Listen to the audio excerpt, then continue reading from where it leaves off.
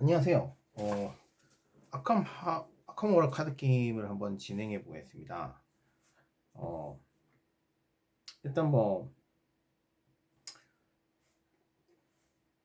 먼저 진행을 하기 전에 앞서서 이제 안내 말씀을 드리자면, 아캄 호러 카드 게임은 아무래도 스토리가 좀 중요한, 스토리도 굉장히 재미있는 게임이라서, 개인적으로는 처음 스토리를 접하게 되면 좀 재밌는 게임이라서, 물론 이제 그 스토리를 노출 안 하고 가능한 한 진행만 이해하시게끔 진행을 하겠지만, 그래도 아무래도 약간은 살짝 스포가 있을 수 있다는 점 미리 양해 말씀드리고요. 그리고 영상이 이제 편집을 안 하고 길게 가다 보니까 뭐 방향키를 이용해서 빨리 가기나 혹은 밑에 설명해 보면 재미있는 부분이 있는 경우는 바로 가기를 시간대를 적어 놓을 건데, 그걸 누르시면 바로 그 시간대로 뛰어나올 수 있기 때문에 그런 걸 좀 활용해 주시면 좋을 것 같고요. 그리고 게임을 하기에 앞서서 약간 또 TMI를 한번 얘기해 보자면, 일단 덱 세팅은 저번 영상에 제가 얘기를 했는지 모르겠지만, 게임이라는 게 이게 아캄 호러 카드 게임 같은 경우는 확장이 나오면서 점점 이제 좀 뭐라고 할까요? 파워가 계속 올라가는 경향이 있기 때문에, 그것 때문에 이제 그 보통 이제 갈수록 파워 인플레, 카드에 대한 그런 파워 인플레라고 하는데, 그런 뭐랄까 능력이 좋아지다 보니까 상대적으로 그 게임 시나리오가 조금 더 쉬워지는 그런 경향도 있다는 얘기가 있는데, 그것도 일견 제가 들었을 때는 좀 일리가 있다는 생각이 들어서, 저는 사실 게임을 진행을 할 때 가능한 한 고확장 수준의 게임 카드를 좀 쓰려고 하는 건 있고요. 그렇지만 사실 좀 확률에 약간 기인하는 게임이라서, 또 그 이후에 나온 카드를 쓴다고 해서 꼭 그게 나쁜 거는 아닌 것 같습니다. 어쨌든 제 입장에서는 일단 밸런스, 게임의 난이도 조절은 좀 그런 식으로 할까 싶고요.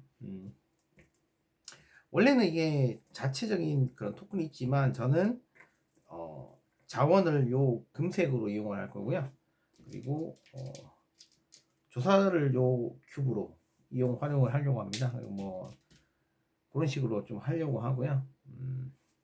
아무래도 둠 토큰은 대신에 이런 어두운 백의 큐브를 이용하려고 합니다. 그렇게 해서 진행을 할 거고요. 또 보면 플레이를 할 때 사람에 따라서는 좀 뭐라고 해야 되죠? 이게 토큰을 뽑을 때 이제 확률에 기인을 하게 되는데, 토큰을 보면 혼돈 주머니에서 토큰을 뽑아서 이제 결정을 하게 되는데, 보통 보면은 이제 현재 이 시나리오의 경우로 예를 들자면 토큰이 최대 마이너스 4가 있습니다. 그래서 계산하는 방식은 이제 캐릭터의 능력치에다가 그 과외적으로 게임 내에서 적용이 되는 값들과, 그리고 뽑아서 나오는 혼돈 토큰의 값을 합산을 하게 되는데요. 보통 이제 진행하시는 분들 중에 제가 겪은 이제 많은 분들은 그래서 수치를 마이너스 4까지는 뽑아도 실패하지 않도록, 촉수 토큰이 나오게 되면 무조건 실패이기 때문에 이거는 의미가 없고요.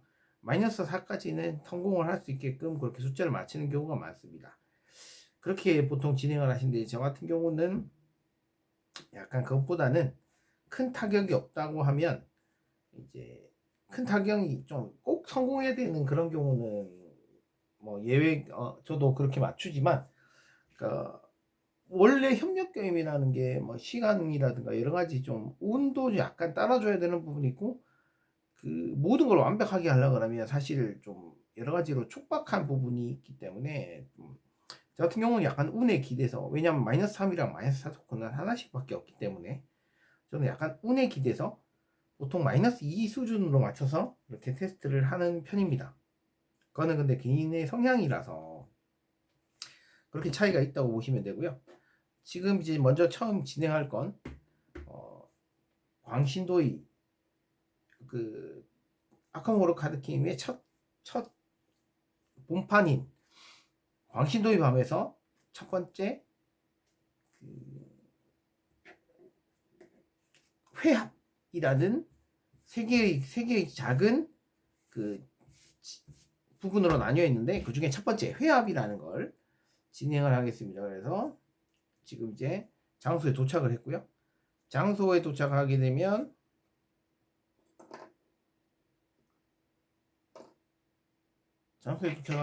이런 식으로 그 표시가 되어 있습니다. 표시가 되어 있는데 이렇게 그 잠겨 있다는 표시인데 요거를 뒤집어서 들어가면서 뒤집혀서 이렇게 들어가는 걸로 되고요. 장막값 요쪽은 장막값 내가 여기 방에 이 장소에서 조사를 하기 위해서 조사 토큰을 얻기 위해서 필요한 수치고요. 이쪽은 조사자당으로 돼서 2 곱하기 2 일단 4개를 넣겠습니다. 그리고 이제 지금 이 캐릭터는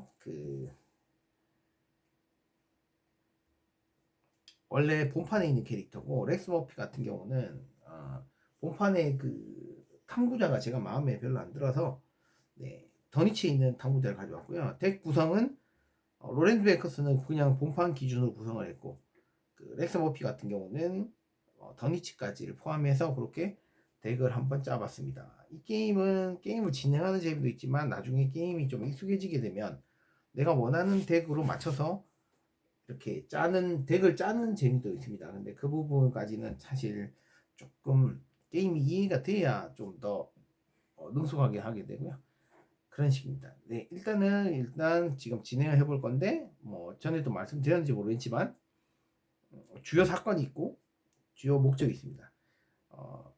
조사자들의 승리를 목적은 빨리 조사 토큰을 획득을 해서 그 필요한 수의 조사 토큰을 제공을 해서 빨리빨리 주요 목적을 진행해서 좋은 결과로 가는 것이고요. 그런데 이제 시간이 지날수록 주요 사건들이 계속 이건 카운트 역할입니다. 그래서 계속 파멸 사건이 쌓이면서 일정 수치가 도달하게 되면 계속 주요 사건들이 발생을 하고 결론적으로는 그 시나리오가 좋은 쪽이 됐든 나쁜 쪽이 됐든 마무리되고 다음으로 넘어가는 이런 형태를 띠게 됩니다. 그래서 첫 번째는 신화 단계인데 현재는 신화 단계에서 뭔가 벌어지는 일이 첫 번째 경우 시작할 때는 신화 단계를 건너뛰게 되고요. 두 번째 그 다음으로 이제 조사자의 단계가 시작이 됩니다. 그래서 대표 조사자는 로렌드 뱅크스로 해서 시작을 해보겠습니다. 그래서 우선 이거는 순서는 상위에서 정해도 되는 걸로 알고 있긴 한데요. 일단은 먼저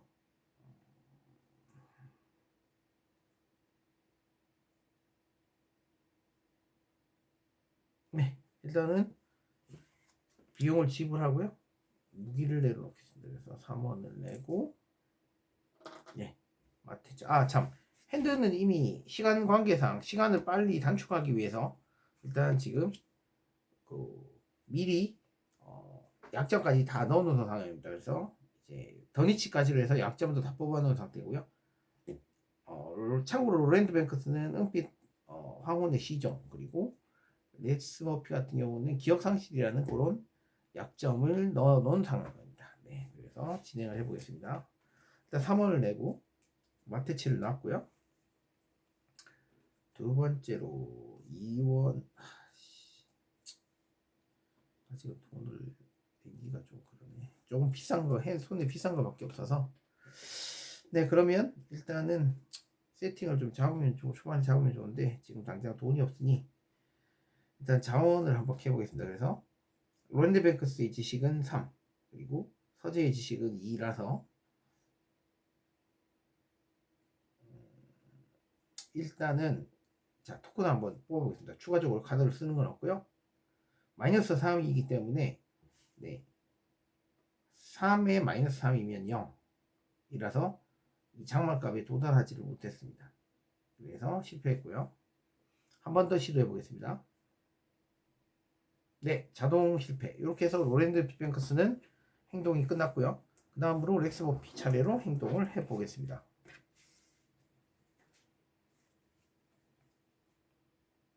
일단 1원을 내고 메일 박사를 묶고요. 그 다음으로 딱히 쓸 게 없다 보니 지금 현재는 딱히 쓸 게 없어 보니 자 조사를 진행하는데 숙련 추론 카드를 사용하겠습니다. 두 번째로 능력 카드를 써서요. 자, 이 장소 조사를 해서 성공하면 단서를 하나 더 획득할 수 있습니다. 그래서 능력에 있는 아이콘까지 해서 총 5 능력값이 지금 5인 상태고 장막값은 2입니다. 자동 실패가 돼서 버려지고요. 카드는 버려지고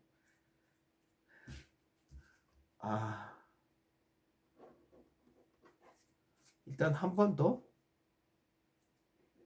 더 조사를 진행하겠습니다. 석판이 나왔고요. 마이너스 2. 그래서 능력값에서 4에서 마이너스 2를 빼면 2가 남는데 장막값과 일치하기 때문에 성공을 했고요. 추가적인 효과로 구울이 있다면 피해를 받지만 장소에 구울이었기 때문에 지금 조사 토큰을 하나 획득을 합니다. 이렇게 해서 3번이 다 끝났고요. 렉스 모피의 능력이 난이도 2보다 높으면 사실 그 토큰 하나를 단서 하나를 더 받아올 수 있는데 그렇게 하지 못했기 때문에 일단은 자 행동이 끝났고 적 단계가 없기 때문에 이제 정리 단계에 들어갑니다. 그래서 각자 1원씩을 받고요. 자원을 1원씩 받고 카드를 한 장씩 뽑습니다.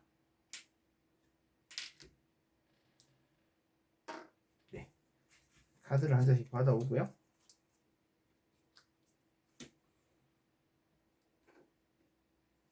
자, 그 다음으로 이제 신화 단계를 적용을 합니다. 신화 단계. 그래서 검은색보다는 자, 신화 단계가 적용이 되면서 먼저 파멸 토큰을 하나 넣습니다. 그리고 각자 대표 조사자부터 시계 방향으로 조우를 진행을 합니다.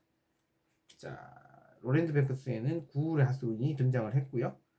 등장하자마자 로렌드 뱅크스에게 붙었습니다. 그 다음으로 자, 렉스머피 같은 경우는 이런 공포에 얼었다. 일종의 그런 안 좋은 효과가 붙었네요.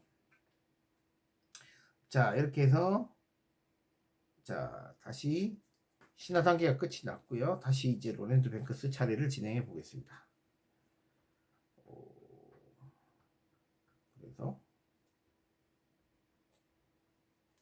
일단은 자, 첫 번째 행동으로 지압이라는 카드를 써서 능력을 써서 진행을 해보겠습니다. 그러면 로렌드 뱅크스는 지압의 아이콘 능력 카드라서 요 주먹을 2개를 더해서 6이고 구울 하수인 같은 경우는 능력치가 2입니다. 그래서 총 차이가 4인데 토큰을 한번 뽑아보도록 하겠습니다.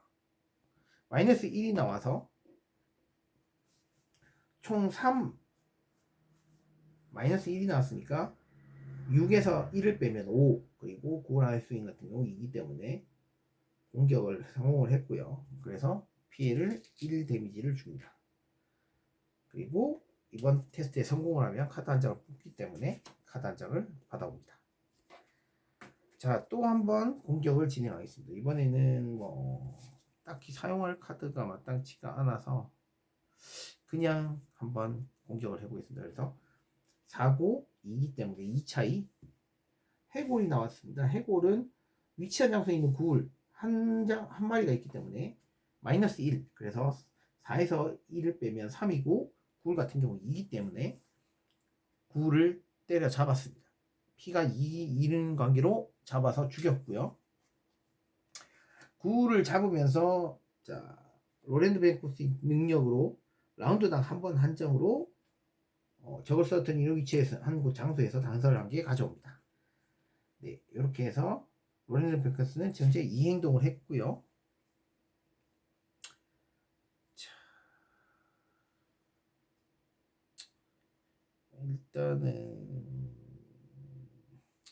일단은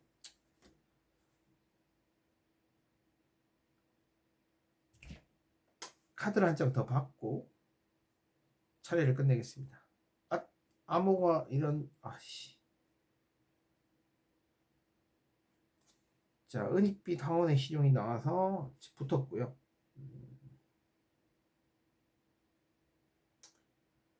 자, 이렇게 해서 끝났고 다음으로 렉스머피를 진행을 해보겠습니다. 렉스머피 같은 경우는